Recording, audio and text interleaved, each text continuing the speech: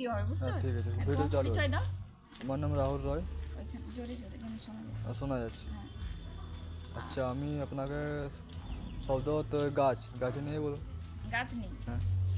আমি হচ্ছি বাচিক শিল্পী মানে তারা মাহাতো। তো আমার একটা ভাই রিকোয়েস্ট করলো যে গাছ নিয়ে কবিতা বলার জন্য। জাস্ট আমি একটা কবিতা বলার চেষ্টা করছি। নীরবে নিস্তব্ধ চারিদিকে একরাশ সবুজের ভালোবাসা ছোঁয়া শীতল প্রলেপ দিয়ে তোমার অন্তরাত্মার শান্তি দেয় গাছ।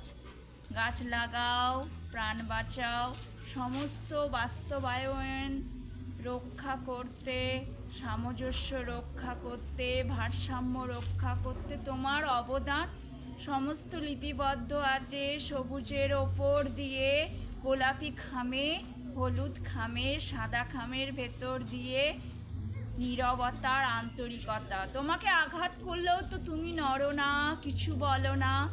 এমনি এই ধরনের মনুষ্যত্বের বিকাশ সমাজে কটা আছে। তুমি গাছ, প্রকৃত বন্ধু, তোমার ভালোবাসা আন্তরিকতা ছুঁয়ে যাক মনুষ্য সমাজের হৃদয়ে।